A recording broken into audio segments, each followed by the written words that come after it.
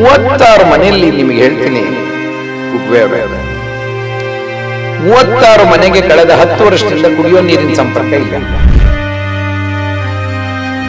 ಹೈವೇಲಿ current ಇದೆ, ಅವ್ರ ಮನೆಗಳಿಗೆ ಕರೆಂಟ್ ಕೊಟ್ಟಿಲ್ಲ. ಟಾರ್ಚ್ ಹಿಡಿದು, ಬ್ಯಾಟ್ರಿ ತಂದು ಟಾರ್ಚ್ ಹಿಡಿದು ಆ ಟಾರ್ಚ್ ಅಲ್ಲಿ ಮಕ್ಕಳಿಗೆ ಪಾಠ ಹೇಳ್ಕೊಡೋ ಇದನ್ನ ಅವ್ರು ಇಟ್ಕೊಂಡಿದ್ದಾರೆ.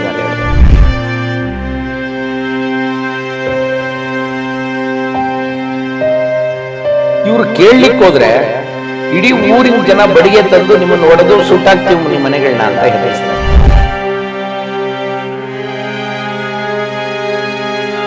ಇನ್ನೊಂದು ಆಸುಂಡಿ ಇದಕ್ಕಿಂತಲೂ ಭಯಾನಕವಾಗಿದೆ ಸರ್. ಬನ್ನಿ ಹೋಗೋಣ ಅಂದ್ರೆ ನನ್ಗೆ ಹೋಗಕ್ ಮನಸ್ಸೇ ಬರಲಿಲ್ಲ, ನಿಜ ಹೇಳ್ತೀನಿ. ಇಲ್ಲ ಬೆಂಗಳೂರಿಗೆ ಹೋಗ್ತೀನಿ, ಇವೆರಡಕ್ಕೆ ಏನಾದ್ರು ಮಾಡೋಣ ಇರಿ ಅಂತ ಹೇಳಿ ವಾಪಸ್ ಬಂದೆ ನಾನು.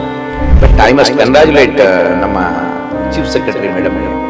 ಕೂಡ್ಲೆ ಫೋನ್ ತಗೊಂಡು DC ಮಾತಾಡಿ, ಯಾಕೆ ಇಂಥ ಹಳ್ಳಿಗೆ ನೀನು ಇನ್ನೂ ವಿಸಿಟ್ ಮಾಡಿಲ್ಲ, ಅವರಷ್ಟೆಲ್ಲ ಕೇಳ್ಕೊಂಡ್ರು. ಆ ಹಳ್ಳಿಗೆ ಹೋಗಿ ಒಂದು ವಾರದಲ್ಲಿ ನಂಗೆ ರಿಪೋರ್ಟ್ ಕಳಿಸ್ಬೇಕು ಅಂತ ಹೇಳಿದೆ. ಮೊದಲು ಅವ್ರು ನೋಡಿಸ್ಬೇಕು ಸರ್ ಅಲ್ಲಿಂದ ಅಂತ ಮಾತಾಡ್ತಾರೆ.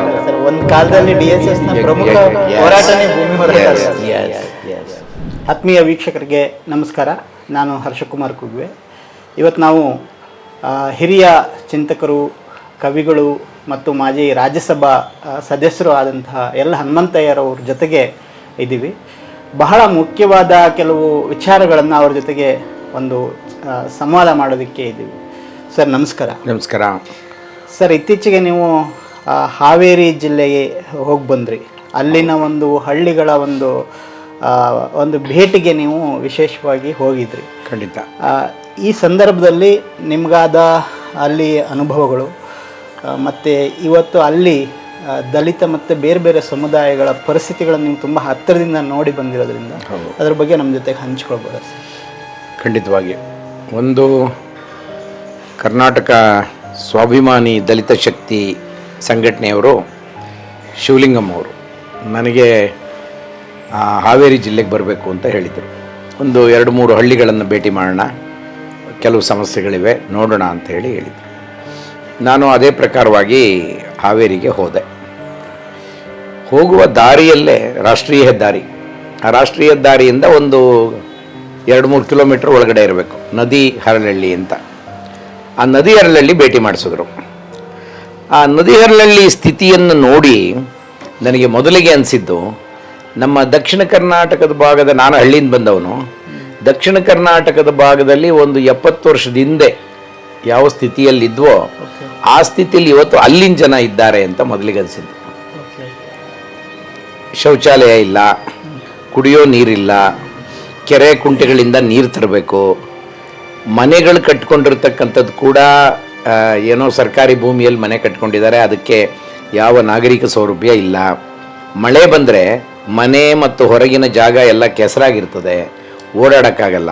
ಅವ್ರು ಹೇಳಿದ್ದು, ಮಳೆ ಬಂದರೆ ಈ ಮನೆ ಕಟ್ಟಿರೋ ಜಾಗ ತಗ್ಗಿನಲ್ಲಿದೆ, ಹೊಲಗಳೆಲ್ಲ ಎತ್ತರದಲ್ಲಿವೆ, ಆ ನೀರೆಲ್ಲ ಈ ಮನೆ ಒಳಗೆ ನುಗ್ಗುತ್ತೆ ಅಂತ. ಮನೆಯ ಒಳಗೆ ನುಗ್ಗಿದ್ದು ಇನ್ನೂ ಭಯಾನಕವಾದ ಕಥೆ ಏನು ಅಂದರೆ, ಅವರೇ ಹೇಳಿದ್ದು, ಹಾವು ಚೇಳು ಎಲ್ಲ ಮನೆ ಒಳಗೆ ಬರ್ತವೆ, ಅವುಗಳನ್ನೆಲ್ಲ ಓಡಿಸಿ ನಾವು ಅಲ್ಲಿ ರಾತ್ರಿ ಮಲಗಬೇಕು, ಈ ಪರಿಸ್ಥಿತಿ ಇದೆ ಅಂತ ಹೇಳಿದ್ದು. ಅನೇಕ ಹೆಣ್ಣುಮಕ್ಳು ಹೇಳ್ಕೊಂಡಿದ್ದು, ಸರ್ ನಾವು ಇಲ್ಲಿ ಬೈಲಲ್ಲಿ ಶೌಚಕ್ಕೆ ಹೋಗಬೇಕು, ಅದೂ ತುಂಬ ಕಷ್ಟ ಆಗಿ ನಾವು ರಾತ್ರಿ ಕಾಯಬೇಕು ಅಂತ.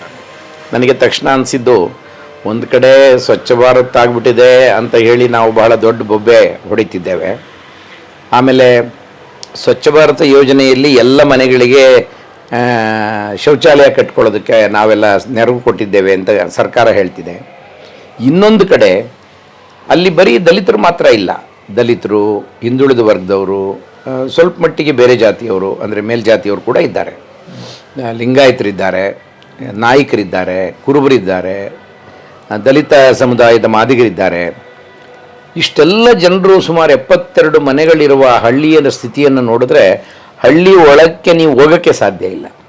ಆಮೇಲೆ ಆ ಮನೆಗಳ ಸಂದಿಯಲ್ಲಿ ಕೊಚ್ಚೆ ನೀರು ತುಂಬಿ ನಿಂತಿರ್ತದೆ, ಅಲ್ಲಿ ನಿಮಗೆ ಯಾವ ರೀತಿ ಕಾಯಿಲೆ ಬೇಕಾದ್ರೂ ಬರ್ಬೋದು, ಅಷ್ಟು ಒಳ್ಳೆ ಅವಕಾಶ ಕಾಯಿಲೆ ಬರೋದಕ್ಕೆ ಅಲ್ಲಿದೆ.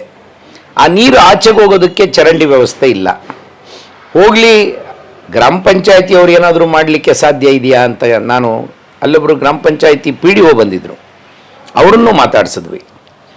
ಅವರು ಹೇಳ್ತಾ ಇದ್ರು, ಸರ್ ಇದು ಕಂದಾಯ ಗ್ರಾಮ ಆಗಿಲ್ಲ ಇನ್ನೂ, ಅದಕ್ಕೋಸ್ಕರ ನಾವು ಮಾಡೋಕ್ಕಾಗಲ್ಲ ಅಂತ ಹೇಳಿದ್ರು. ಯಾಕೆ ಕಂದಾಯ ಗ್ರಾಮ ಆಗಿಲ್ಲ ಅಂದರೆ ಅದು ರೆಕಾರ್ಡ್, ಇವರು ನಮ್ಮ ಸಂಘಟನೆಯವರು ಧರಣಿ ಮಾಡಿದ್ದಾರೆ, ಸತ್ಯಾಗ್ರಹ ಮಾಡಿದ್ದಾರೆ, DC ಮುಂದೆ ಹೋಗಿದ್ದಾರೆ. ಅಡಿಷನಲ್ DC ಒಬ್ಬರು ನನಗೆ ಗೊತ್ತಿರೋರೆ ತಿಪ್ಪೇಸ್ವಾಮಿ ಅಂತ, ಅವರು ಬಂದು ಭೇಟಿ ಮಾಡಿದ್ದಾರೆ, ಜನಗಳನ್ನು ಕೂಡಿಸಿ ಮಾತುಕತೆ ಮಾಡಿದ್ದಾರೆ. ಆದರೆ ಸಮಸ್ಯೆ ಮಾತ್ರ ಬಗೆಹರಿದಿಲ್ಲ. DC ಹತ್ರ ಹೋಗಿರೋ ಫೈಲು ವರ್ಷಾಂತರದಿಂದ ಅದು ಪೆಂಡಿಂಗ್ ಆಗಿ ಉಳಿದಿದೆ.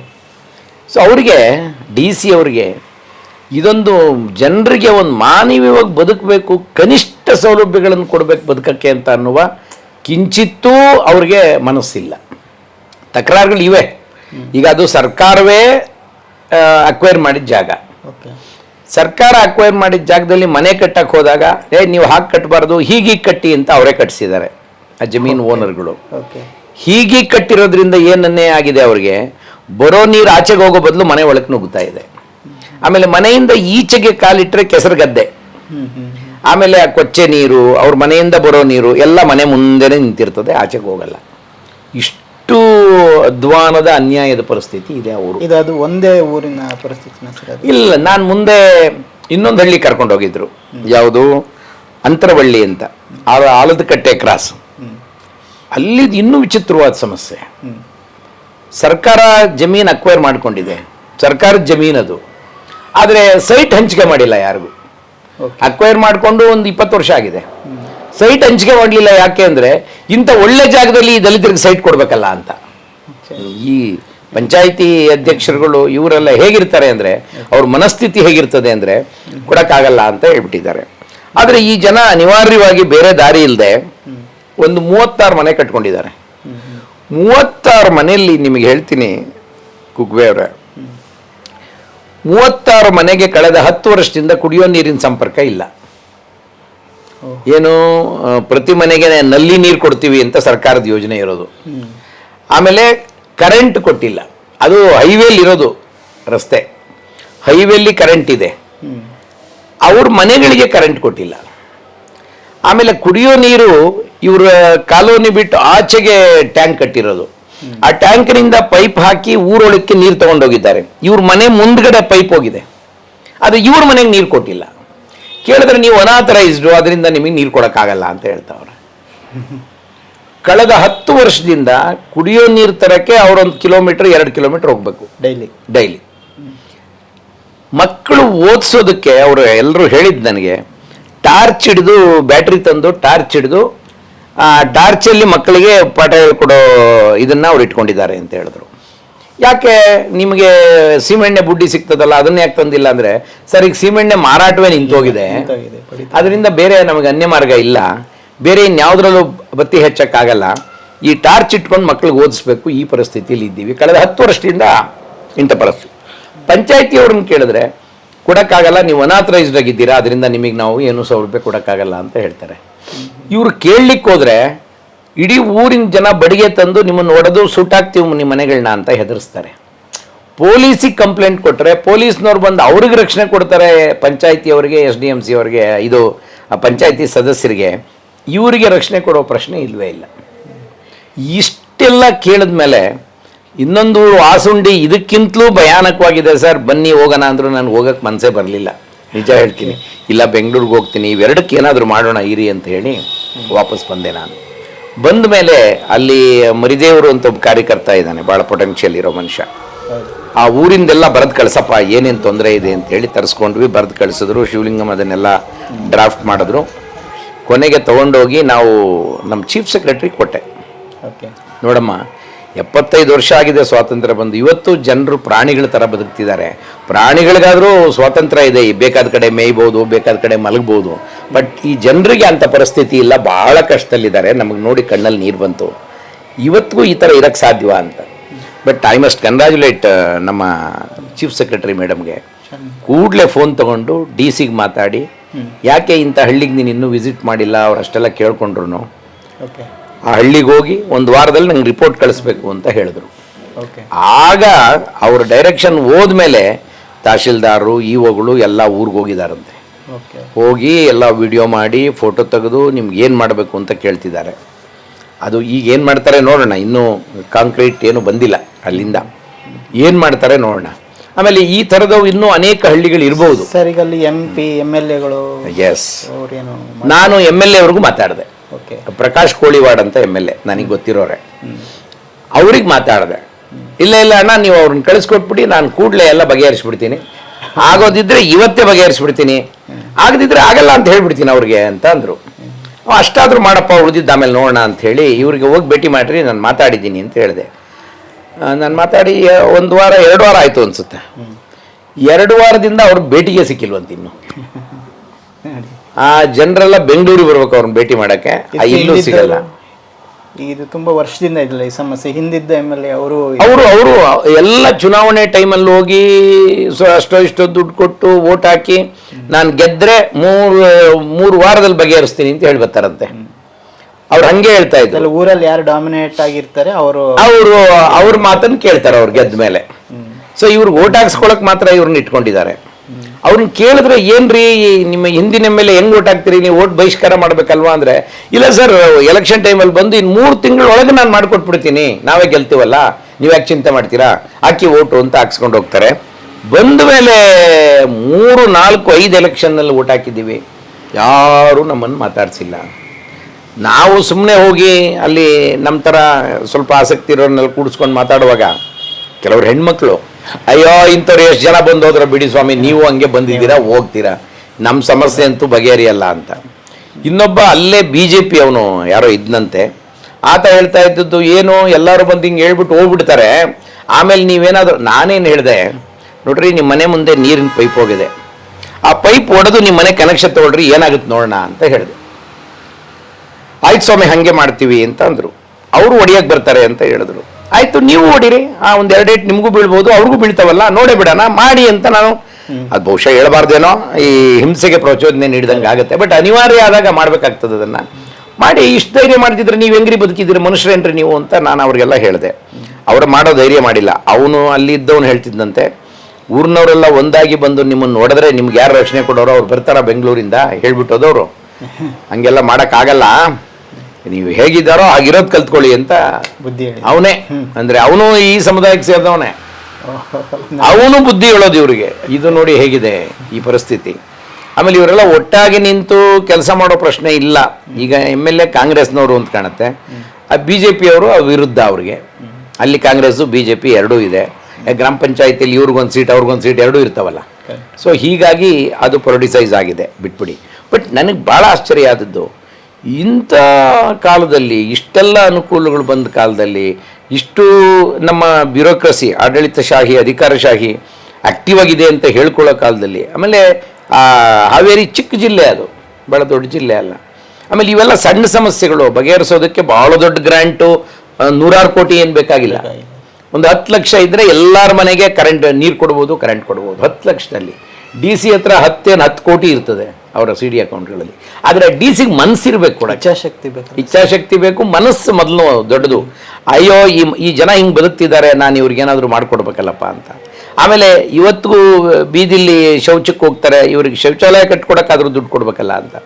ನನಗೆ ತುಂಬ ಇಷ್ಟವಾಗಿದ್ದು ಆ ನದಿ ಹರಳಲ್ಲಿ PDO, ಇದ್ರ ನಡುವೆ ಕಾನೂನು ಮೀರಿ, ಪಾಪ ಆಕೆ ಹೆಂಗಸು ಕಾನೂನು ಮೀರಿ ಕರೆಂಟ್ ಕೊಟ್ಟಿದ್ದಾಳೆ ಮನೆಗೆ, ಅಲ್ಲಿರೋ ಆಸಕ್ತರ ಮನೆಗೆ. ಆಮೇಲೆ ನೀರು ಕೊಡ್ತೀನಿ ಸರ್ ಅಂತ ಒಪ್ಕೊಂಡಿದ್ಲ ಆಕೆ ಎಲ್ಲರ ಮನೆಗೆ. ಆದರೆ ಆ ಕರೆಂಟು ನೀರು ತೊಗೊಂಡು ಅವ್ರು ಬದುಕಕ್ಕಾಗದೇ ಇರುವಂಥ ಪರಿಸ್ಥಿತಿ ಇದೆ. ಇದು ನಾನು ವಿಸಿಟ್ ಮಾಡಿದ ಹಳ್ಳಿಗಳು, ಅದನ್ನು ಸರ್ಕಾರಕ್ಕೆ ಯಥಾವತ್ತು ಬರೆದಿದ್ದೇನೆ. ಈಗ ನಾವು ಇವರ ಆ್ಯಕ್ಷನ್ ನೋಡಿಕೊಂಡು, ನಮ್ಮ DC, ತಹಶೀಲ್ದಾರ್, EOಗಳು ಎಲ್ಲ ಏನು ಮಾಡ್ತಾರೆ ನೋಡಿಕೊಂಡು ನಮ್ಮ ಸಮಾಜ ಕಲ್ಯಾಣ ಸಚಿವರನ್ನು ಭೇಟಿ ಮಾಡಬೇಕು ಅಂತಿದ್ದೀವಿ. ಇಂಥ ಹಳ್ಳಿಗಳು ಈಗಲೂ ನಾಗರಿಕ ಸೌಲಭ್ಯ ಇಲ್ಲದೆ ಇರೋ ಹಳ್ಳಿಗಳು ಉಳ್ಕೊಂಡಿವೆ.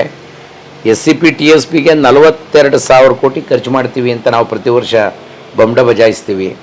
ದಯವಿಟ್ಟು ಆ ಹಳ್ಳಿಗಳನ್ನು ಸರ್ಕಾರ ರಿಪೇರಿ ಮಾಡಿ ಜನರು ಮರ್ಯಾದೆಯಿಂದ ಬದುಕೋ ಥರದ್ದೊಂದು ವ್ಯವಸ್ಥೆ ಮಾಡಿ ಅಂತ ಅವ್ರಿಗೆ ಅಪೀಲ್ ಮಾಡಬೇಕು ಅಂತ ನಾನು ಈ ಶಿವಲಿಂಗಮ್ಗೂ ಹೇಳಿದ್ದೇನೆ. ಮಾತಾಡಿಕೊಂಡು ಹೋಗೋಣ. ಈಗೆಲ್ಲ ಸೆಷನ್ ನಡೀತಿದೆ ಇವತ್ತಿಂದ, ಸೊ ಸಿಗ್ತಾರೆ. ಇವ್ರದ್ದು ಏನಾಗುತ್ತೆ, DC ಏನು ಕ್ರಮ ತಗೊಳ್ತಾರೆ ನೋಡ್ಕೊಂಡು ಮಾಡೋಣ ಅಂತ ಇದ್ದೀವಿ. ಆಮೇಲೆ ಮನೆ ಕಟ್ಕೊಡ್ತೀವಿ ಅಂತ ಹೇಳಿದಾರಂತೆ. ಎಲ್ಲ ಡೆಮಾಲಿಷ್ ಮಾಡಿಬಿಡ್ತೀವಿ, ಮನೆ ಕಟ್ಕೊಡ್ತೀವಿ ನಿಮ್ಗೆ ಹೊಸದಾಗಿ ಅಂತ. ಚೆನ್ನಾಗಿರೋ ಮನೆನೇ ಕಟ್ಕೊಂಡಿದ್ದಾರೆ, ನಾನು ನೋಡಿದ್ದು ಅದನ್ನು. ಅವ್ರಿಗೇನು ಡೆಮಾಲಿಷ್ ಮಾಡಿಬಿಟ್ಟು ಮನೆನೇ ಕಟ್ಕೊಡ್ದಿದ್ರೆ ಪೂರ್ತಿ ಬೀದಿ ಪಾಲಾಗ್ಬಿಡ್ತಾರೆ ಇವರು. ಆ ಥರದ ಪರಿಸ್ಥಿತಿ ಇದೆ. ಇನ್ನೊಂದು ಕತೆ ನಮ್ಮ ಶಿವಲಿಂಗಂ ಹೇಳ್ತಿದ್ರು. ಈ ಚಿತ್ರದುರ್ಗ ಜಿಲ್ಲೆ ಹೊಳಲ್ಕೆರೆ ತಾಲೂಕಿನ ಹೊಸರಂಗಾಪುರ ಅಂತ.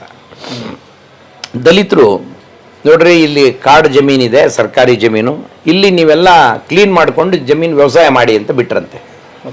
ಹೋಗಿ ವ್ಯವಸಾಯ ಮಾಡಿಕೊಂಡು ಅವ್ರು ಶುರು ಮಾಡಿದ್ದಾರೆ ಜೀವನ. ಅದೆಲ್ಲ ಹಸನಾಗಿ ಕಾಡು ಗಿಡ ಎಲ್ಲ ಕಡ್ದಾಕಿ ಅದೆಲ್ಲ ಕಷ್ಟಪಟ್ಟು ಜಮೀನು ಮಾಡಿಕೊಂಡು ಚೆನ್ನಾಗಿ ಬೆಳೆ ಬರೋಕ್ಕೆ ಶುರು ಮಾಡಿದ್ಮೇಲೆ, ಇಲ್ಲ ಇಲ್ಲ ಈ ಜಮೀನು ಕೊಡೋಕ್ಕಾಗಲ್ಲ ನಿಮಗೆ, ಅಲ್ಲೊಂದು ಜಮೀನಿದೆ ಅಲ್ಲೋಗಿ ಮಾಡ್ಕೊಳ್ಳಿ ಅಂತ ಅಂದ್ರಂತೆ. ಯಾರು ಕೇಳಿದವ್ರು ನಾಯಕರು, ಇನ್ಯಾರು ಬೇರೆಯವರಲ್ಲ, ಲಿಂಗಾಯತರು ಗೌಡ್ರು ಆ ಥರದವರಲ್ಲ, ನಾಯಕರು ಅಲ್ಲಿ ತೊಂದರೆ ಕೊಡ್ತಿರೋರು. ಅಲ್ಲಿ ಹೋದರೆ ಇದು ಗೋಮಾಳ ನಿಮಗೆ ಕೊಡೋಕ್ಕಾಗಲ್ಲ ಅಂತ ಕಾನೂನು ಪ್ರಕಾರ. ಅವರು ಗೋಮಾಳ ನಮ್ಮ ಹೆಸರಿಗೆ ಬರಲ್ಲ ಅನ್ನೋದು ಗೊತ್ತಿದೆಯೋ ಇಲ್ವೋ ಅವ್ರಿಗೆ, ಆದರೆ ವ್ಯವಸಾಯ ಆದರೂ ಮಾಡ್ಕೊಂಡು ಜೀವನ ಮಾಡೋಣ ಅಂತ. ಒಂದೆರಡು ದಿನ ಜೀವನ ಮಾಡ್ಕೊಂಡಿರೋಕೆ ಏನು ತೊಂದರೆ ಇಲ್ಲ, ರಾಗಿ ಬೆಳೆಯೋದು ಜೋಳ ಬೆಳೆಯೋದು ಏನೋ ಮಾಡ್ಕೊಂಡು ಒಂದು ವರ್ಷಕ್ಕೆ ಜೀವನ ಬೆಳಿಬೋದು ಕೂಲಿ ನಾಲಿ ಮಾಡಿಕೊಂಡು ಅಂತ ಅಲ್ಲಿ ವ್ಯವಸಾಯ ಮಾಡ್ತಿದ್ರೆ ಆ ಜಮೀನನ್ನ ಬಿಡಿಸಿದ್ದಾರೆ. ಆಮೇಲೆ ಎಷ್ಟು ಕ್ರೂರವಾಗಿದೆ ಸೊಸೈಟಿ, ಪೊಲೀಸು ಎಲ್ಲ ಅಂದರೆ, ಅವರು ಬೆಳೆದ ಬೆಳೆನ ಅದೇ ಊರಿನ ಜನ ಇದನ್ನು ಬಿಟ್ಟು ಏನೋ ಅವರ ಹಸುಕರುಗಳನ್ನು ಬಿಟ್ಟು ಮೇಯಿಸ್ತಿದಾರಂತೆ. ಅವ್ರ ಮುಂದೆನೆ ಮೇಯಿಸ್ತಾ ಇರೋದನ್ನು ರಕ್ಷಣೆ ಮಾಡ್ಕೋಬೇಕು ಅಂತ ಹೋದರೆ ಪೊಲೀಸ್ನವ್ರ ಕಾವಲು ಆ ಮೇಯಿಸೋದಕ್ಕೆ. ಯಾವ ಸರ್ಕಾರಗಳಲ್ಲಿ ಇದ್ದೀವಿ ನಾವು ಕಾಂಗ್ರೆಸ್ ಸರ್ಕಾರ ಹಿಂದುದವ್ರಿಗೆಲ್ಲ ಫುಲ್ ರಕ್ಷಣೆ ಅಂತ ಹೇಳ್ತಿರೋರು ನಾವು. ಈ ದಲಿತ ಸಮುದಾಯಗಳಿಗೆ ಕೊಡ್ತಿರೋ ರಕ್ಷಣೆ ಈ ಥರ ಇದೆ. ಏನು ಯಾರಿಗೆ ಹೇಳ್ಬೇಕು ಇದನ್ನು ಗೊತ್ತಾಗ್ತಿಲ್ಲ. ಆಮೇಲೆ ಅಲ್ಲಿರೋ DC SP ಇವರೆಲ್ಲ ಬಲಾಢ್ಯರ ಜೊತೆ ಇರ್ತಾರೆ ಹೊರತು ಅಸಹಾಯಕರ ಜೊತೆ ಇರೋದು ಅಪರೂಪ. ಸರ್, ಈಗ ನೀವು ಹೇಳ್ತಿರೋ ವಿವರಗಳು ಕೇಳಿದರೆ ನಂಬಲಿಕ್ಕೆ ಆಗಲ್ಲ, ಆ ರೀತಿ ಇದೆ. ಈಗ ಇಷ್ಟು ದೊಡ್ಡ ಅಂದರೆ ಈಗ TSP SCP TSP ಅನುದಾನ ಇದೆಲ್ಲ ನಾವು ಇದು ಮಾಡ್ತಾ ಇದ್ದೀವಿ. ಆಮೇಲೆ ಈಗ ಹೆಚ್ಚು ಎಜುಕೇಷನ್ನು, ಉದ್ಯೋಗ, ಸ್ವಯಂ ಉದ್ಯೋಗ ಈ ಥರದ್ದೆಲ್ಲ ಮಾತಾಡ್ತೀವಿ. ಇಲ್ಲಿ ನೋಡಿದರೆ ತೀರಾ ಬೇಸಿಕ್ಕು. ಹೌದೌದು. ಅವರಿಗೆ ವಸತಿಯೇ ಸಮಸ್ಯೆ, ಅವ್ರಿಗೆ ಬದುಕೋದೇ ಸಮಸ್ಯೆ. ಇದೀಗ ನೀವೇನೋ ಈಗ ಇಲ್ಲಿಗೆ ಹೋದ್ರಿ, ಭೇಟಿ ಮಾಡಿದ್ರೆ ನಿಮಗೆ ವಿಷಯಗಳು ಗೊತ್ತಾಯ್ತು. ಆದರೆ ಇದು ಇಡೀ ಹಾವೇರಿ ಜಿಲ್ಲೆಯಲ್ಲಿ ಅಥವಾ ಇಡೀ ಚಿತ್ರದುರ್ಗ ಬೇರೆ ಬೇರೆ ಜಿಲ್ಲೆಗಳಲ್ಲಿ ಇರ್ಬೋದಲ್ಲ ಸರ್ ಇದು ಎಲ್ಲ ಕಡೆ. ಅದಕ್ಕೆ ಏನು ಇನಿಷಿಯೇಟಿವ್ನ ಈ ಡಿಪಾರ್ಟ್ಮೆಂಟ್, ಸಮಾಜ ಕಲ್ಯಾಣ ಇಲಾಖೆ ಆಗಲಿ ಸರ್ಕಾರ ಆಗಲಿ, ಅಂದರೆ ಈ ಬೇಸಿಕ್ ಸಮಸ್ಯೆಗಳಿರೋವಂಥ ಇದನ್ನು ಐಡೆಂಟಿಫೈ ಮಾಡಬೇಕಲ್ಲ, ಅದಕ್ಕೇನಾದ್ರು ಒಂದು. ಈಗ ನೋಡಿ, ಸರ್ಕಾರದ ಈ ಕಾರ್ಪೊರೇಷನ್ಗಳೆಲ್ಲ ಇದೆಯಲ್ಲ ಸರ್, ಬಡವರಿಗೆ ಸಹಾಯ ಮಾಡಬೇಕು ಅಂತ ಇರೋದು. ಆದರೆ ಅವರು ದಲಿತರಲ್ಲಿಯೇ ಇರುವ ಶ್ರೀಮಂತರಿಗೆ ಸಹಾಯ ಮಾಡೋ ಕಾರ್ಪೊರೇಷನ್ಗಳವು. ಯಾವ ಸೋಷಿಯಲ್ ವೆಲ್ಫೇರ್ ಆಫೀಸರ್ ಕೂಡ ಇಂಥ ಹಳ್ಳಿಗಳಿಗೆ ಹೋಗೋದೇ ಇಲ್ಲ, ಇಲ್ಲಿಗೆ ಹೋಗೇ ಇಲ್ಲ. ನೋಡಿ, ಅವರು ಹೋಗಿ ಅವ್ರ ಪರಿಸ್ಥಿತಿ ನೋಡಿ ಸರ್ಕಾರಕ್ಕೊಂದು ವರದಿ ಹಾಕಿ ಇಂಥ ಕಡೆಗೆ ನೀವು ರಸ್ತೆ ಮಾಡಿಸಿ, ಚರಂಡಿ ಮಾಡಿಸಿ, ಇವ್ರು ಇಂಥ ಪರಿಸ್ಥಿತಿ ಅಂತ ಹೇಳ್ಬೇಕಲ್ವಾ. ಇವರೇ ಧರಣಿ ಮಾಡಿದ್ರು ಅವ್ರು ಕೇಳಕ್ಕೆ ತಯಾರಿಲ್ಲ. ಸಂಘಟನೆಯವ್ರು ಧರಣಿ ಮಾಡಿದ್ರೆ. ಇನ್ನೊಂದು ಭಾಳ ದುರ್ದೈವದ ಸಂಗತಿ ನನಗೆ ಅಲ್ಲಿ ಮನವರಿಕೆ ಆದದ್ದು, ಇವರು ಇಂಥ ಬೇಸಿಕ್ ಸಮಸ್ಯೆಗಳನ್ನು, ಮೂಲ ಸಮಸ್ಯೆಗಳನ್ನು ಇಟ್ಕೊಂಡು ಕುಡಿಯೋಕ್ಕೆ ನೀರು, ಇರಕ್ಕೆ ಮನೆ, ಶೌಚಾಲಯ, ಶಾಲೆ, ಇಂಥ ಕರೆಂಟು. ಈ ಕಾಲದಲ್ಲಿ ಕರ್ನಾಟಕದಲ್ಲಿ ಕರೆಂಟ್ ಇಲ್ಲದೆ ಇರೋ ಊರೇ ಇಲ್ಲ ಅಂತ ಘೋಷಣೆ ಮಾಡಿದ್ದೀವಿ ನಾವು. ಎಂಥ ಬೋಗಸ್ರಿ ಅದು. ಅವ್ರು ನಮ್ಮ ಸಮುದಾಯದ 36 ಜನ ಇರೋ ಊರಿಗೆ ಕರೆಂಟ್ ಇಲ್ಲ ಇವತ್ತು. ನಾನು ಹೇಳಿದ್ನಲ್ಲ, ಟಾರ್ಚ್ ಇಟ್ಕೊಂಡು ಮಕ್ಕಳನ್ನ ಓದಿಸ್ತಾರೆ ಅಂತ. ಅದಕ್ಕಿನ್ನೂ ಭಯಾನಕವಾದ ಇರಕ್ಕೆ ಸಾಧ್ಯವೇ ಇಲ್ಲ. ಅಂಥ ಮನೆಯಲ್ಲಿ ಅಂಥ ಊರುಗಳನ್ನು ಗುರುತಿಸಿ ಅವರಿಗೆ ಮೂಲಭೂತ ಸೌಕರ್ಯ ಕೊಡೋದಕ್ಕೆ ಬಳಸಬೇಕಾಗಿರೋದು TSP SCP ದುಡ್ಡನ್ನ. ಆದರೆ ಸರ್ಕಾರಕ್ಕೆ ಅದು ಗಮನಕ್ಕೆ ಬಂದಿದೆಯೋ ಇಲ್ವೋ. ಆಮೇಲೆ ನಮ್ಮ ಶಾಸಕರು ಇಷ್ಟು ಬೇಜವಾಬ್ದಾರಿಯಿಂದ ವರ್ತನೆ ಮಾಡ್ತಿದ್ದಾರೆ ಅಂತ ನನಗೆ ದುಃಖ ಆಗುತ್ತೆ. ಇವನ್ನ ಮೊದಲ ಆದ್ಯತೆ ಮೇಲೆ ಮಾಡಬೇಕು ಶಾಸಕರಿಗೆ. ಇದಕ್ಕಿನ್ನೂ ಒಳ್ಳೆ ಕೆಲಸ ಏನು ಸರ್ ಇದೆ? ಆ ಕ್ಷೇತ್ರದಲ್ಲಿರುವ ಒಂದು ಹಳ್ಳಿಗೆ ಕರೆಂಟ್ ಇಲ್ಲ, ನೀರಿಲ್ಲ, ಕುಡಿಯೋಕ್ಕೆ ಶೌಚಾಲಯ ಇಲ್ಲ ಅನ್ನೋದನ್ನು ಅಟೆಂಡ್ ಮಾಡದೇ ಇದ್ದರೆ ಯಾವ ಸೀಮೆ ಶಾಸಕರವರು? ಅವ್ರು ಹೇಳೋದು ನಾನು ಎಲ್ಲ ಮಾಡಿಬಿಟ್ಟಿದ್ದೀನಿ ಅಣ್ಣ, ನಾನೇನು ಉಳಿಸಿಲ್ಲ ಅಂತ ಅವ್ರು ಹೇಳೋದು. ನಮ್ಮ ಕ್ಷೇತ್ರದಲ್ಲಿ ಎಲ್ಲ ಅಭಿವೃದ್ಧಿ ಆಗಿದೆ ಅಂತ. ಹಾಗಾದ್ರೆ ಇವ್ರು ಹೇಳ್ತಿರೋದು ಸುಳ್ಳೇನ್ರಿ ಅಂತಂದರೆ ಕಳಿಸ್ಕೊಡೋಣ ಅವರು ಶಾಸಕರಿಗೆ. ನಾನು ಮಾತಾಡಿದ್ಮೇಲೆ ಅವ್ರು ನಿಜವಾಗೂ ಮಾಡಬೇಕಾದ ಕೆಲಸ, ಹಳ್ಳಿಗೆ ನಾನೇ ನಾಳೆ ಹೋಗಿ ವಿಸಿಟ್ ಮಾಡ್ತೀನಿ ಅಂತ ಹೇಳ್ಬೇಕಾಗಿತ್ತು. ಅದ್ರ ಗೊತ್ತಿದೆ ಅವ್ರಿಗೆ. ಗೊತ್ತಿದ್ರು ಅವ್ರೇನು ಹೆಚ್ಚು ಓಟ್ ಹಾಕ್ಸೋರು ಯಾರೋ ಅವ್ರ ಮಾತು ಕೇಳ್ತಾರೆ. ಇವ್ರು ಓಟ್ ಬಿಡ್ರಿ ಕೊಂಡ್ಕೋಬಹುದು ಅಂತ ಅನ್ನೋ ತೀರ್ಮಾನಕ್ಕೆ ಬಂದಿದ್ದಾರೆ ಅಂತ ಅನ್ಸುತ್ತೆ. ಒಂದು ಸಂಘರ್ಷ ಇದ್ದಾಗ ಮೆಜಾರಿಟಿ ಯಾರು ಓಟ್ ಹಾಕ್ಸ್ತಾರೋ ಅವ್ರ ಪರವಾಗಿ ಹೇಳ್ತಾರೆ. ಅವರು ಯಾರು ಹೇಳ್ತಾರೋ ಅವ್ರಿಗೆ. ಅಲ್ಲೊಬ್ಬ ಜಮೀನ್ ಕೊಟ್ಟಿರೋನು ಬಂದಿದ್ದ, ನಾವು ಹೋದಾಗ ಮೀಟಿಂಗ್ ಮಾಡುವಾಗ. ಅವನೇನು ಹೇಳ್ತಿದ್ದ, ಸ್ವಾಮಿ ನಾವು ಜಮೀನ್ ಕೊಟ್ಟಿದ್ದೀವಿ, ನಾವೇನು ವಾಪಸ್ ಕೊಡಿ ಅಂತ ಕೇಳಲ್ಲ, ಬಟ್ ನಮಗೆ ಆ ಜಮೀನ್ ಕೊಡಕ್ಕಾಗಲ್ಲ, ಪಕ್ಕದ ಕೊಡ್ತೀನಿ. ಈಗ ಅವ್ನ ಮನೆ ಕಟ್ಬಿಟ್ಟವನೇ, ಎರಡೂ ಜಮೀನ್ ಅವನದೇನೆ, ಪಕ್ಕದ ಜಮೀನ್ ಕೊಡ್ತೀನಿ, ಇದು ಕೊಡಕ್ಕಾಗಲ್ಲ ಅಂತ ಕೂತವನೆ ಮನೆ ಕಟ್ಕೊಂಡ್ಮೇಲೆ. ಅವನು ಏನ್ ಮಾಡ್ಬೇಕು? ಅವರು ಈ ಮನೆ ಎತ್ಕೊಂಡೋಗ ಅಲ್ಲಿ ಇಟ್ಕೊಳಕ್ಕಾಗ್ತದ? ಕಟ್ಟಕ್ ಹೋದ್ರೆ ಅವ್ರಿಗೆ ಅವ್ರ ಜೀವನ ಪೂರ್ತಿ ಅದೇ ಕೆಲಸ ಮಾಡ್ಬೇಕಾಗ್ತದೆ ಅಲ್ಲ ರೀ. ನಾನು ಆಮೇಲೆ ಅವ್ರಿಗೆ ಹೇಳಿದೆ, ಡಿ ಸಿ ಏನು ತೀರ್ಮಾನ ತಗೊಳ್ತಾರೋ ತಗೊಳ್ಳಿ ಬಿಡಪ್ಪ ಅಂತ. ಡಿ ಸಿ ಅಲ್ಲೇ ಮನೆ ಕಟ್ಟಿಸ್ಕೊಡ್ತೀನಿ ಅಂದರೆ ಕಟ್ಟಿಸ್ಕೊಡ್ಲಿ, ನಮ್ದೇನು ತಕರಾರಿಲ್ಲ. ಆದರೆ ಇಲ್ಲಿ ಕಟ್ಕೊಂಡಿರೋ ಜಾಗನ ಅಕ್ರಮ ಸಕ್ರಮ ಮಾಡಿ ಅಕ್ವಿಸಿಷನ್ ಮಾಡಿ ನಿಮಗೆ ಖಾತೆ ಪಟ್ಟ ಇತ್ಯಾದಿ ಕೊಟ್ಟು ನೀವು ನಾಗರಿಕ ಸೌಲಭ್ಯ ಕೊಡೋದಕ್ಕೆ ಕಂದಾಯ ಗ್ರಾಮ ಅಂತ. ಆ್ಯಕ್ಚುಲಿ ಚೀಫ್ ಸೆಕ್ರೆಟರಿ ಆಶ್ಚರ್ಯಪಟ್ಟರು. ಸರ್ ಕಂದಾಯ ಗ್ರಾಮ ಮುಗಿಸಿದ್ದೀವಲ್ಲ ಸರ್ ನಾವೆಲ್ಲನೂ, ಎಲ್ಲಿ ಹೆಂಗೆ ಸರ್ ಇನ್ನೂ ಉಳ್ಕೊಂಡಿದೆ ಇದು ಅಂತ ಕೇಳಿದ್ರ ಅಮ್ಮ. ನನಗೆ ಆಶ್ಚರ್ಯ ಆಯಿತು, ಓ ಹೌದಲ್ವಾ ಅಂತ. ನೋಡಿದ್ರೆ ಶಾಸಕರು ರಿಪೋರ್ಟ್ ಮಾಡಿಲ್ಲ, ಹಳ್ಳಿ ಜನರಿಗೆ ಕೇಳಿದ್ರೆ ಯಾರು ಅದನ್ನು ಗಮನ ಕೊಡ್ತಿಲ್ಲ, ಸಂಘಟನೆಯವ್ರು ಕೇಳಿದ್ರೆ ಅವ್ರು ಇರೋದೇ ಧರಣಿ ಮಾಡಕ್ಕೆ ಬಿಡ್ರಿ ಮಾಡ್ಕೊಂಡಿರಲಿ ಅಂತ ಅನ್ನೋ ಅಭಿಪ್ರಾಯ ಎಲ್ರಿಗೂ ಇದೆ. ಆ ಡಿ ಸಿ ಆದವನಿಗೆ ಇದನ್ನು ಅಕ್ವಿಸಿಷನ್ ಮಾಡಿ ಇವ್ರಿಗೆ ಸರಿಯಾಗಿ ಸೈಟ್ ಹಂಚಿ ಮನೆ ಕಟ್ಕೊಳ್ರಪ್ಪ ಅಂತ ಹೇಳಿದ್ರೆ ಅವ್ರು ಏನೋ ಕಷ್ಟಪಟ್ಟ ಮಾಡಿ ಮನೆ ಕಟ್ಕೊಳ್ತಾರೆ. ಆದರೆ ಮನೆ ಕಟ್ಕೊಳ್ಬೇಕು ಅನ್ನುವ ಕಲ್ಪನೆ ಅವ್ರಿಗಿದ್ರೂ ಜಮೀನು ಬೇಕಲ್ಲ, ಅವ್ರಿಗೆ ಅವ್ರ ಹೆಸರಿಗೆ ಖಾತೆ ಕಿಲ್ದಿ ಬೇಕಲ್ಲ ಸರ್ಕಾರದ್ದು. ಈಗ ತಗೊಳಕ್ಕೆ ನಾನು ನಮ್ಮ ಜಮೀರ್ ಅಹಮದ್ ಕೇಳಿದೆ, ಸರ್ ಹಿಂಗೆ ಭಾಳ ಕಷ್ಟ ಇದೆ, ಅವ್ರಿಗೊಂದು 50 ಮನೆ ಕೊಡಿ, ಇಂಥ ಊರಿಗೆ ನಾನು ವಿಸಿಟ್ ಮಾಡಿದ್ದೆ, ಅವ್ರ ಮನೆ ಕಟ್ಕೊಳ್ಳೋಕ್ಕೆ ಇದಿಲ್ಲ ಅಂತ. ಬ್ರದರ್ ಇದು ಸೈಟೆಲ್ಲ ಇದ್ದರೆ ನೀವು ಲಿಸ್ಟ್ ಮಾಡಿ ಕಳಿಸ್ಕೊಡಿ, ನಾನು ಸ್ಯಾಂಕ್ಷನ್ ಮಾಡಿ ಕಳಿಸ್ತೀನಿ ಅಂದರು. ಅವ್ರದ್ದು ಮೂಲ ಸಮಸ್ಯೆ ಸೈಟೇ ಇಲ್ಲ. ಈಗ ಮನೆ ಮುಂಜೂರು ಮಾಡಿರ್ತಾನೆ, ಎಲ್ಲಿ ಕಟ್ಕೋಬೇಕು ಅವನು? ಈ ಥರದ ಸಮಸ್ಯೆಗಳಲ್ಲಿ ಸಿಕ್ಕಾಕೊಂಡಿದ್ದಾರೆ ಜನ. ಇದನ್ನು ಈಗ ನಮ್ಮ ಕಂದಾಯ ಮಂತ್ರಿಗಳಂತೂ ಈ ಖಾತಾ ಮಾಡಿಸ್ತೀನಿ, ಈ ಸ್ವತ್ತು ಮಾಡಿಸ್ತೀವಿ ಅಂತ ಅವರೊಂದು ಕಡೆ ಬೊಂಬ ಬಜಾಯಿಸ್ತಾವ್ರೆ. ಈ ಜನರಿಗೆ ಬೇಸಿಕ್ ಎಮ್ಯುನಿಟೀಸೇ ಇಲ್ಲ. ಇವರಿಗೆ ಕಂಪ್ಯೂಟರ್ಗೆ ಹೋಗಿ ಈ ಸ್ವತ್ತು ಮಾಡ್ಕೊಳ್ಳೋಕ್ಕೆ ಎಲ್ಲಿ ಸರ್ಕಾರ ಮುಂಜೂರಾತನೇ ಕೊಟ್ಟಿಲ್ಲ. ಯಾರಿಗೆ ಹೇಳ್ಬೇಕು ಇದನ್ನು? ಇಂಥ ಪರಿಸ್ಥಿತಿಯಲ್ಲಿ ಜನ ಬದುಕ್ತಾ ಇದ್ದಾರೆ ಸರ್ ಇವತ್ತಿಗೂ. ಬೇಡ ದುಃಖದ ವಿಚಾರ ಅದು. ನಮ್ಮಲ್ಲಿ ಇಂಥ ದೊಡ್ಡ ದೊಡ್ಡ ನಾಯಕರು ಎಲ್ಲ CM ಆಗಬೇಕು, ಪ್ರೈಮ್ ಮಿನಿಸ್ಟರ್ ಆಗಬೇಕು ಅಂತ ಓಡಾಡ್ತಿದ್ದಾರೆ ನಮ್ಮ ನಾಯಕರು ಪೊಲಿಟಿಕಲಿ. ಆಮೇಲೆ ಇನ್ನೊಂದು ವಿಚಾರ ಹೇಳೋದು ಮರ್ತುಬಿಟ್ಟೆ, ನಮ್ಮ ದಲಿತ ಸಂಘಟನೆಯವರೇ ಗಲಾಟೆ ಮಾಡ್ತಾವ್ರು ಇದಕ್ಕೆ. ಏನಂತ ಸರ್? ಇವರು ಈ ಸ್ವಾಭಿಮಾನಿ ದಲಿತ ಶಕ್ತಿ ಅಂತ ಇವರೇನೋ ಕಟ್ಕೊಂಡಿದ್ದಾರೆ. ಇವ್ರು ಹೋಗಿ ಊರಲ್ಲಿ ಎಲ್ಲಿ ಸಮಸ್ಯೆ ಇದೆ ಅದನ್ನು ಟ್ಯಾಕಲ್ ಮಾಡಿದ್ರೆ ಇವ್ರು ಒಂದು ಊರೂರಾಗೆಲ್ಲ ಬೆಂಕಿ ಹಚ್ಚಿ ಜನರನ್ನು ನೆಮ್ಮದಿ ಹಾಳು ಮಾಡ್ತಾವ್ರೆ ಸರ್ ಅಂತ ಹೇಳ್ತಾವ್ರೆ. ಇದನ್ನು ನಾನು ಕಿವಿಯಾರ ಕೇಳಿದ್ದೀನಿ.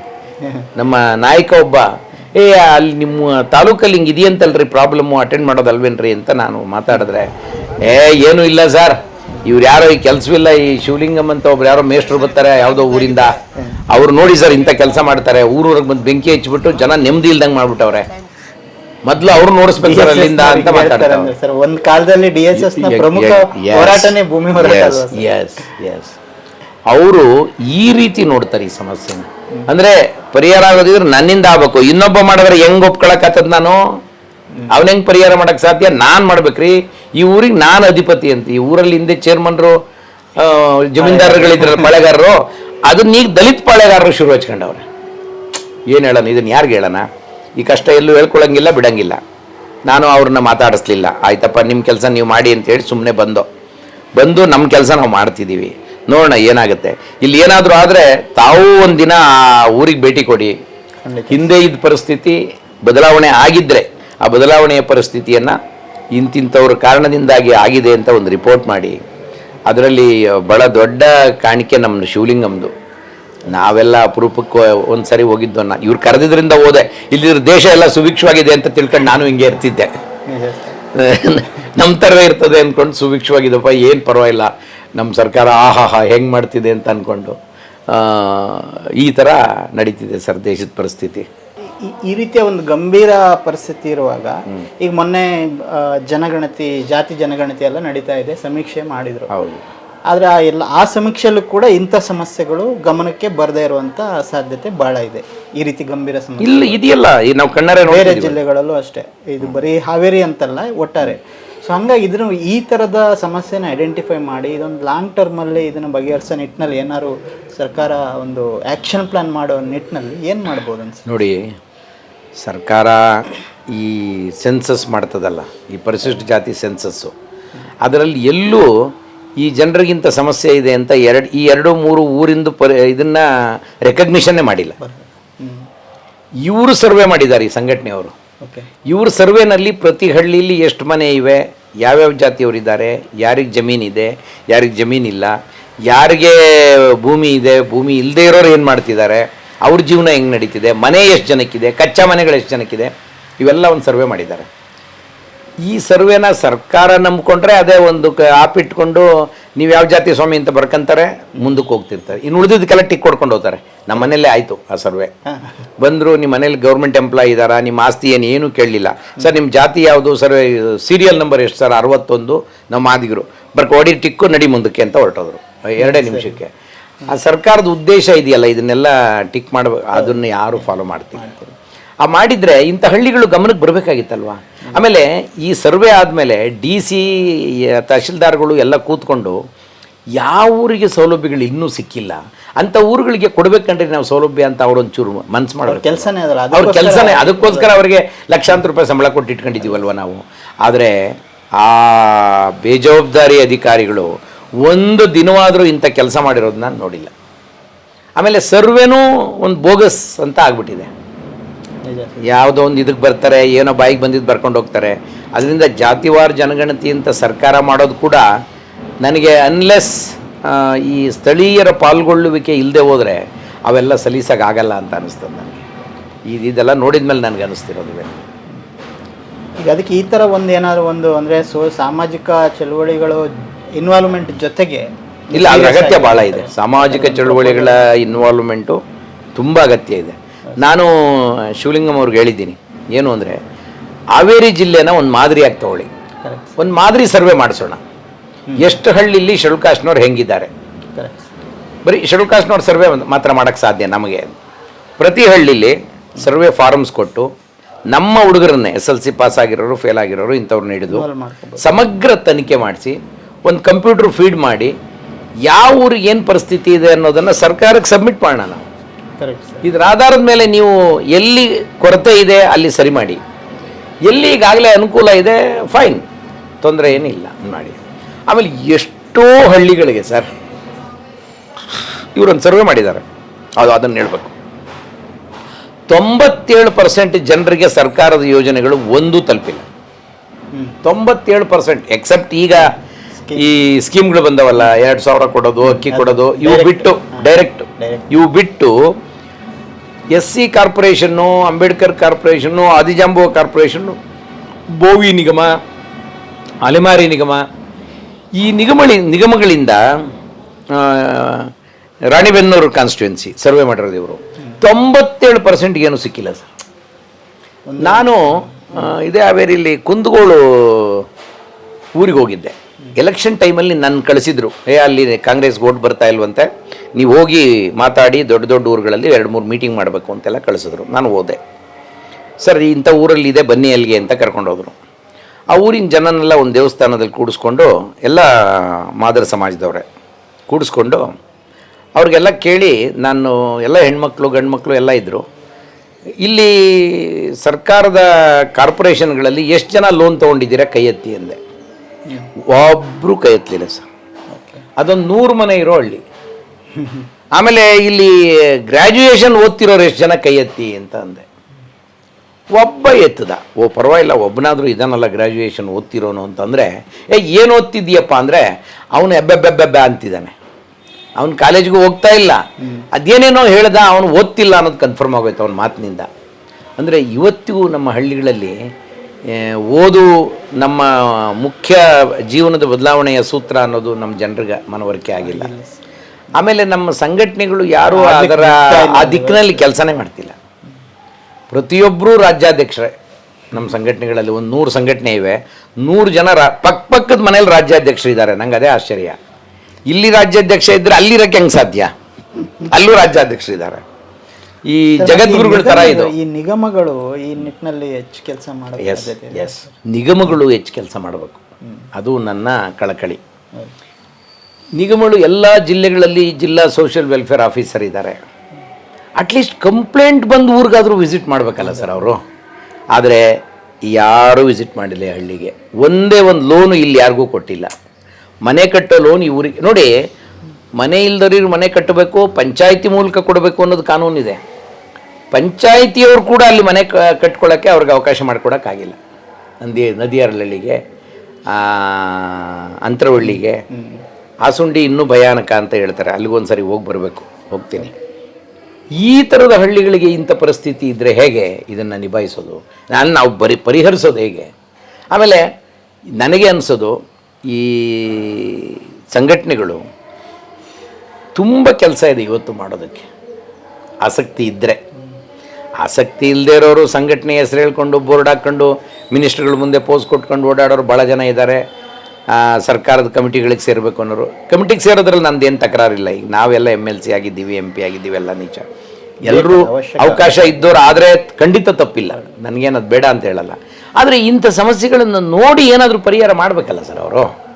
ಹಂಗೆ ಮಾಡೋವಂಥ ಒಂದು ಸಣ್ಣ ಪ್ರಯತ್ನನಾದರೂ ಮಾಡಬೇಕಲ್ಲ.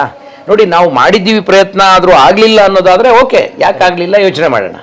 ಈಗ DC ಇಂಥ ಪರಿಹಾರ ಕೊಟ್ಟಿಲ್ಲ, ಯಾಕೆ ತಿಳ್ಕೊಳ್ಳೋಣ. ಈ ಭಾಗದಲ್ಲಿ ಅಂಥ ಪರಿಸ್ಥಿತಿ ಇಲ್ಲ. ದಕ್ಷಿಣ ಕರ್ನಾಟಕದಲ್ಲಿ ಪ್ರತಿ ಹಳ್ಳಿಗೆ ಜನ ಆರ್ಗನೈಸ್ ಆಗಿದ್ದಾರೆ, ಎಜುಕೇಷನ್ ಇದೆ, ಅಷ್ಟೋ ಇಷ್ಟೋ ಸಹಾಯ ಮಾಡೋ ಜನ ಇದ್ದಾರೆ. ಈ ಭಾಗದಲ್ಲಿ ಅಂಥ ಹೀನಾಯ ಪರಿಸ್ಥಿತಿ ಇಲ್ಲ. ಆ ಕಡೆ ನನಗೆ ನಿಜವಾಗ್ಲೂ ಈ ಎರಡೂ ಹಳ್ಳಿಗಳಿಗೆ ಹೋಗಿ, ನೀವು ಅಲ್ಲಿ ಪಾಪ ಯಾರೋ ಶಾಮಿಯಾನ ಎಲ್ಲ ಹಾಕ್ಸಿದ್ರು ನಾವು ಹೋದಾಗ ಮೀಟಿಂಗ್ ಮಾಡೋಕ್ಕೆ, ನಿಮಗೆ ಮೂಗಿಂಗ್ ಹಿಡ್ಕೊಂಡು ಕೂತ್ಕೋಬೇಕು ಸರ್ ಅಲ್ಲಿ. ಸಗಣಿ, ಕಸ, ಈ ಶೌಚದ ವಾಸನೆ. ಅವರು ದಿನ ಅಲ್ಲಿ ಬದುಕ್ತಾವ್ರೆ, ಅವ್ರಿಗೇನು ಅನಿಸಿಲ್ಲ ಪಾಪ. ನನಗೆ 1 ಗಂಟೆನೋ 2 ಗಂಟೆನೋ ಅಲ್ಲಿದ್ದೋ ಹಿಂಗೆ ಬಾಯಿಗೆ ಹಿಡ್ಕೊಂಡು ಕೂತ್ಕೋಬೇಕು ಮೂಗನ್ನು. ಆ ಪರಿಸ್ಥಿತಿ ಇದೆ. ಇದನ್ನು ನಾವು ಈ ನಮ್ಮ ಮೋದಿಯವ್ರದ್ದು ಶ್ರೇಷ್ಠ ಭಾರತ, ವಿಶಿಷ್ಟ ಭಾರತ ಅವ್ರದ್ದು, ಇವ್ರದ್ದು ಅಹಿಂದ ಭಾರತ ನಮ್ಮ ಸರ್ಕಾರದ್ದು, ಕಾಂಗ್ರೆಸ್ನವ್ರದ್ದು. ಈ ಮಧ್ಯೆ ನಾವುಗಳು ಸಿಕ್ಕಾಕೊಂಡು ಇಂಥದನ್ನು ನೋಡಿ ಕೊರಗಬೇಕು, ಬೇರೆ ದಾರಿ ಇಲ್ಲ. ಅದು ನಮ್ಮ ಕೈಲಾದ್ದು. 1-2 ಹಳ್ಳಿ ನಮ್ಮ ಗಮನಕ್ಕೆ ಬಂತು, ಕೊಟ್ಟಿದ್ದೀವಿ, ಏನೋ ಆಗ್ಬೋದು, ನೋಡೋಣ. ಅದು ಸ್ಟಿಲ್ ಆಗೋವರೆಗೆ ನಮಗೂ ವಿಶ್ವಾಸ ಬರಲ್ಲ, ಆಗ್ಬೋದು. ಆದರೆ ಈ ಸರ್ಕಾರ, ಇಂಥ ದೊಡ್ಡ ಸಿಸ್ಟಮ್ಮು, ಈ ಮಂತ್ರಿಗಳು, ಶಾಸಕರು, ಇವರೆಲ್ಲ ಏನು ಮಾಡ್ತಾ ಇದ್ದಾರೆ ಅಂತ ಗೆದ್ದು ಬರ್ತಾವ್ರೆ. ನಮ್ಮ ಅದು ಎಂಥ ಕ್ಷೇತ್ರ ಸರ್? ಅದು ಸ್ಪೀಕರ್ ಆಗಿದ್ದ ಕ್ಷೇತ್ರ, ಅದು ನಮ್ಮ ಕೋಳಿವಾಡರು. ಅವ್ರ ಕ್ಷೇತ್ರದಲ್ಲಿ ಈ ಪರಿಸ್ಥಿತಿ ಇದೆ. ಅವ್ರ ಮಗನಿಗೆ ಮಾತಾಡಿದ್ರೆ, ಅಣ್ಣ ಇವತ್ತೇ ಸಾಲ್ವ್ ಮಾಡಿಬಿಡ್ತೀನಿ ಕಳಿಸಿ ಅಂತ ಅವ್ರೆ. ಅವ್ರನ್ನ ಮೀಟ್ ಮಾಡೋದೇ ಕಷ್ಟ ಆಯಿತು ಅಂದರೆ ಯಾರಿಗೆ ಕೇಳ್ಕೋಬೇಕು ನಾವು? ಹಿಂಗಾಗಿದೆ ಸರ್. Okay sir. ಪ್ರಿಯ ವೀಕ್ಷಕರೇ, ಹಲವಾರು ವಿಷಯಗಳನ್ನು ಅಂದರೆ ನಮಗೆ ನಂಬಲಿಕ್ಕೆ ಸಾಧ್ಯ ಆಗದಂತಹ, ಆದರೆ ಅವರು ಸಾಕ್ಷಾತ್ ಹೋಗಿ ನೋಡ್ಕೊಂಡು ಬಂದಿರತಕ್ಕಂತಹ ವಿಷಯಗಳನ್ನು ನಮ್ಮ ಜೊತೆಗೆ ಹಂಚಿಕೊಂಡ್ರು. ಈ ಒಂದು ಸಮಸ್ಯೆಗಳು ಆದಷ್ಟು ಬೇಗ ಬಗೆಹರಿಲಿ ಮತ್ತು ಅಲ್ಲಿನ ಜನ ನೆಮ್ಮದಿಯಾಗಿ ಬದುಕೋ ಒಂದು ದಿನ ಬರಲಿ. ಬಗೆಹರಿದ ಮೇಲೆ ನಾವು ಕೂಡ ರಿಪೋರ್ಟ್ ಮಾಡ್ತೀವಿ ಅಂತ ಹೇಳಿ ಸರ್. ಖಂಡಿತವಾಗಿ ಕೂಡ ನಾವು ಹೋಗಿ ಅಲ್ಲಿ ಹಾವೇರಿ ಆ ಊರುಗಳಿಗೆ ಹೋಗಿ ವರದಿಯನ್ನು ಖಂಡಿತವಾಗೂ ಮಾಡ್ತೀವಿ ಅಂತ ಹೇಳ್ತೀನಿ. ನಮಸ್ತೆ.